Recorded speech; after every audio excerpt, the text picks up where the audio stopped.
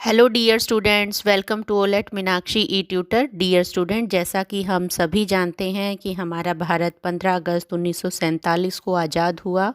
और जब भारत आज़ाद हुआ तो भारतवासियों के मन में अपने भारत को लेके बड़े बड़े सपने थे। भारतवासी भारत का हर तरफ से विकास करना चाहते थे, सामाजिक विकास, आर्थिक विकास, शैक्षिक विकास। और इन्हीं सभी मुद्दों पर सभी भारतवासी मिलकर काम भी कर रहे थे। अगर हम इतिहास पढ़ें तो हम देखते हैं कि उस समय परिस्थितियां ऐसी थी कि मन शांत नहीं था, लेकिन उत्साह दुगना था। और इसी उत्साह को परिस्थितियों या परिवेश के जरिए देखें तो हम वहाँ देख पाते हैं इतिहास की कड़ियों में कि हैदराबाद, जूनागढ़ और कश्मीर रियासत को लेके झगड़ा चल रहा था।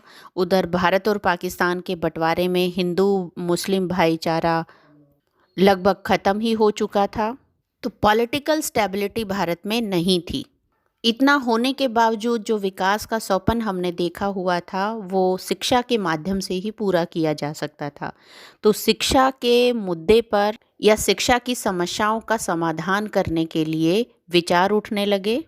और 1948 में CABE केंद्रीय शिक्षा सलाहकार बोर्ड ने इंडियन गवर्नमेंट को एजुकेशन सिस्टम को इम्प्रूव करने का सजेशन दिया।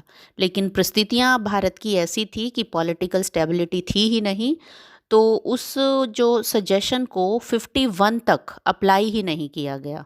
अब 51 में जो CABE है, सेंट्रल एडवाइजरी एजुकेशन बोर्ड ने फिर से सजेशन दिया। अब इंडियन गवर्नमेंट ने इस सजेशन को मान लिया और 23 सितंबर 1952 को डॉक्टर लक्ष्मण स्वामी मुदालियर की अध्यक्षता में एक 9 सदस्यीय माध्यमिक शिक्षा आयोग का गठन किया।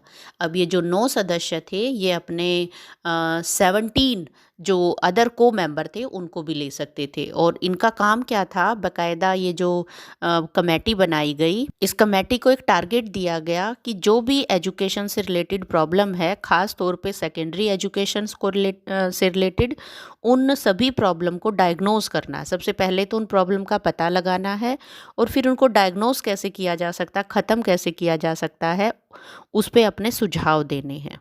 माध्यमिक शिक्षा पे काम करने का या सजेशन देने की जिम्मेवारी इसलिए सौंपी गई क्योंकि ये एक ऐसी स्टेज होती है जहाँ पे बच्चा किशोर होता है और अवेयर होता है। लॉजिकल एबिलिटी उसकी इम्प्रूव हो जाती है, सोच समझ सकता है, और यहाँ से उसके जो एम्प्लॉयमेंट या रोजगार के जो चांसेस हैं वो बढ़ जाते हैं। तो ये आयोग क्योंकि लक्ष्मण स्वामी मुदालियर की अध्यक्षता में बनाया गया था, तो इस आयोग का नाम हम मुदालियर आयोग के नाम से भी इसे जानते हैं। और क्योंकि इसको ऑब्जेक्टिव दिया गया था सेकेंडरी एजुकेशन की प्रॉब्लम को डायग्नोज करने का, तो इसी वजह से इसका नाम है सेकेंडरी एजुकेशन कमीशन, माध्यमिक शिक्षा आयोग। तो इस कमीशन ने काम करना शुरू कर दिया अपने ऑब्जेक्टिव को माइंड में रख के। ऑब्जेक्टिव क्या थे? डिसिप्लिन को लेके थे, टीचर्स की सैलरी को लेके थे, और जैसा कि हमने बताया कि जो सेकेंडरी एजुकेशन की प्रॉब्लम्स थी उनको डायग्नोज करना इसका ऑब्जेक्टिव था। तो अपने इस ऑब्जेक्टिव को कवर अप करने के लिए इन्होंने देश में अलग अलग जगहों पर ऑब्जर्वेशन, अपनी रिपोर्ट तैयार करनी शुरू कर दी, यानी कि घूमना शुरू कर दिया और वहाँ की प्रॉब्लम को नोट डाउन करना शुरू कर दिया। और 19 अगस्त 1953 को अपनी एक रिपोर्ट बनाई। रिपोर्ट अच्छी खासी लंबी थी, जिसमें 15 चैप्टर थे और 244 पेज थे। तो इंडियन गवर्नमेंट के सामने जब ये रिपोर्ट रखी गई तो इंडियन गवर्नमेंट ने इसके अप्रॉक्सीमेटली सभी सजेशन को स्वीकार कर लिया, और इस तरीके से इन्होंने जो रिपोर्ट तैयार की थी वो जून 1953 में अप्लाई हो गई। अब हम नेक्स्ट कंसेप्ट की तरफ चलते हैं कि इनकी जो रिकमेंडेशन थी वो क्या थी। तो सबसे पहले इन्होंने अपनी रिकमेंडेशन दी है माध्यमिक शिक्षा को लेके। माध्यमिक शिक्षा के बारे में इन्होंने कहा है कि 7 वर्ष की इसकी ड्यूरेशन होनी चाहिए, यानी कि 11 से 17 साल की जो उम्र के बच्चे हैं वो इसमें पढ़ेंगे। और इसके 2 पार्ट होने चाहिए, जूनियर सेकेंडरी और सीनियर सेकेंडरी। इंटरमीडिएट क्लास के बारे में इनका कहना है कि उसको ख़त्म ही कर देना चाहिए। 11th और 12th दो ऑप्शन रखने चाहिए। 11th स्कूल में और 12th जो है यो वो यूनिवर्सिटी के अंडर रखनी चाहिए। 3 साल का डिग्री कोर्स उसके बाद, और बहुत सारे मल्टी ऑब्जेक्टिव स्कूल खोले जाएं जिसमें बच्चा एग्रीकल्चर या टेक्निकल जो भी उसका इंटरेस्ट है उसके अकॉर्डिंग उसको एजुकेशन दी जा सके। नेक्स्ट इन्होंने रिकमेंडेशन दी है अपनी फाइनेंस या एडमिनिस्ट्रेशन को लेके। इनका कहना है कि हर स्टेट में एक एडवाइजरी बोर्ड और एक स्टेट बोर्ड होना चाहिए, ताकि किसी भी स्कूल को जब भी एफिलिएशन देनी हो तो उसके प्रॉपर स्टैंडर्ड को चेक किया जा सके। और जो एडवाइजरी बोर्ड है या स्टेट बोर्ड है वो एक ऑब्जर्वेशन कमेटी बनाए, ताकि स्कूलों में समय समय पे ऑब्जर्वेशन टीम विजिट करके चेक कर सके कि क्या स्कूल सही तरीके से रन कर रहा है या नहीं। नेक्स्ट इन्होंने भाषा को लेके, लैंग्वेज को लेके क्या रिकमेंडेशन दी है कि हिंदी और इंग्लिश एक कंपलसरी सब्जेक्ट हो और संस्कृत को भी एक एडिशनल सब्जेक्ट के रूप में या ऑप्शनल सब्जेक्ट के रूप में पढ़ाया जाना चाहिए। टेक्स्ट बुक के बारे में इनका सजेशन है कि हर स्टेट में एक टेक्स्ट बुक कमेटी हो, ताकि जो टेक्स्ट बुक हैं वो अच्छी क्वालिटी की प्रिंट हो सके। बाकायदा उनमें फ़ोटो का भी ध्यान रखना चाहिए, यानी कि कंसेप्ट को एग्जाम्पल्स के थ्रू या फ़ोटो के थ्रू, चित्रों के थ्रू माध्यम से उनको पढ़ाया जा सके।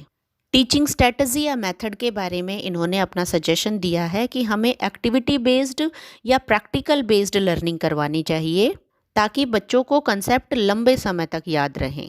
करिकुलम के बारे में इनका सजेशन है कि करिकुलम फ्लेक्सिबल होना चाहिए, बच्चों के इंटरेस्ट के अकॉर्डिंग, और जो लोकल इन्वायरमेंट है यानी कि सोसाइटी, उसकी ज़रूरतों को पूरा करने वाला होना चाहिए। यानी कि करिकुलम में वो सभी चीज़ें पढ़ाई जाएं जिनसे हम समाज में एडजस्टमेंट कर सकें, या अपनी जो भी हमारी लोकल प्रॉब्लम्स हैं उनको हम सॉल्व आउट कर सकें।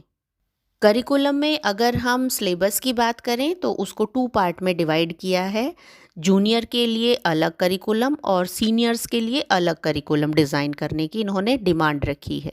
जूनियर के लिए कुछ कंपलसरी सब्जेक्ट्स हैं, जैसे मैथ है, साइंस है, art, music, craft, physical education.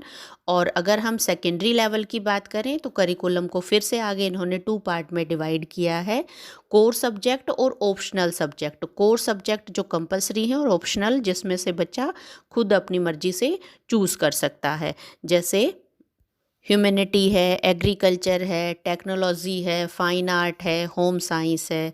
इसके अलावा इन्होंने अपनी रिकमेंडेशन दी है कि हमें टीचर्स की जो बेसिक रिक्वायरमेंट्स है, बेसिक नीड्स हैं, उसका भी ध्यान रखा जाना चाहिए। जैसे टाइमली टीचर्स की सैलरी अपग्रेड की जाए, उसे बाकायदा महंगाई भत्ता दिया जाए, और जो टीचर्स के बच्चे हैं उन्हें स्कूल में फ्री एजुकेशन दी जाए।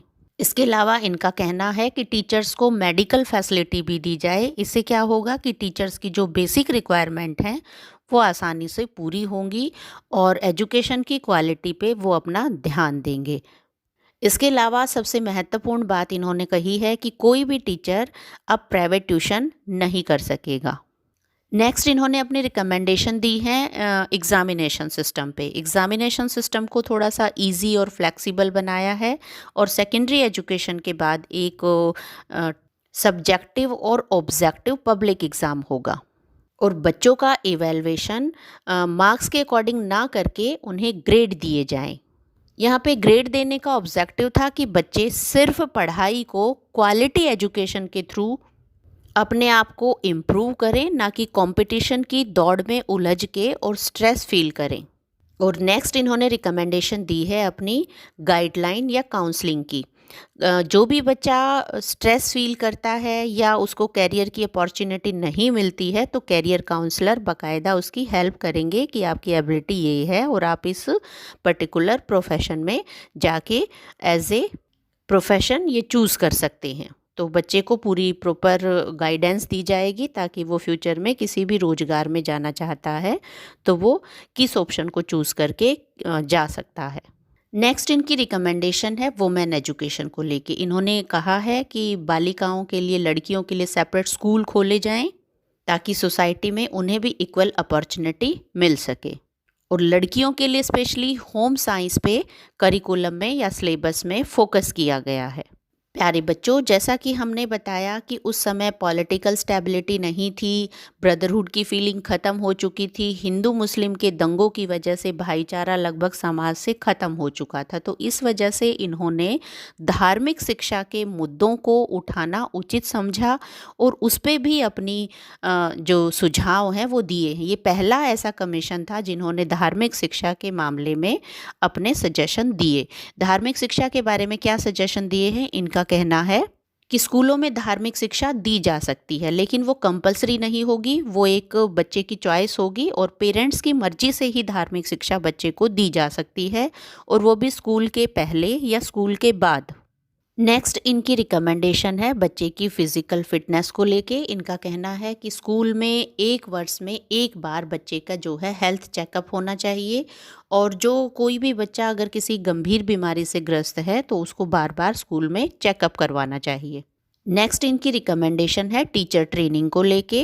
तो इन्होंने 2 टाइप के ट्रेनिंग इंस्टीट्यूट को स्टैब्लिश करने की डिमांड रखी है या सजेशन दिया है। पहला उनके लिए जो हायर सेकेंडरी एजुकेशन ले चुके हैं और उनकी जो ट्रेनिंग का पीरियड रखा है 2 साल का, और वो स्टेट बोर्ड के अंडर होगा। दूसरा जो ग्रेजुएट है वो अगर टीचर की ट्रेनिंग करना चाहते हैं तो उनका टाइम पीरियड है 1 साल का और वो यूनिवर्सिटी के अंडर होगा। नेक्स्ट इन्होंने अपने जो रिकमेंडेशन दी है वो है डिसिप्लिन। स्कूल डिसिप्लिन के बारे में इनका सजेशन है कि हमें स्ट्रिक्ट डिसिप्लिन को फॉलो नहीं करना है, सेल्फ रियलाइजेशन की पॉलिसी को अडॉप्ट करना है और चाइल्ड सेंटर्ड पॉलिसी को अडॉप्ट करना है, जिससे बच्चे के अंदर खुद ही अनुशासन की भावना क्रिएट हो जाए। तो प्यारे बच्चों, इन्होंने लगभग एजुकेशन के हर उस कंसेप्ट को टच किया है जो उस समय वास्तव में समाज को ज़रूरत थी। मुझे उम्मीद है आप कंसेप्ट को समझ चुके हैं। फिर भी अगर आपकी कोई क्वेरी है तो आप कमेंट सेक्शन में राइट डाउन कर सकते हैं। Thank you.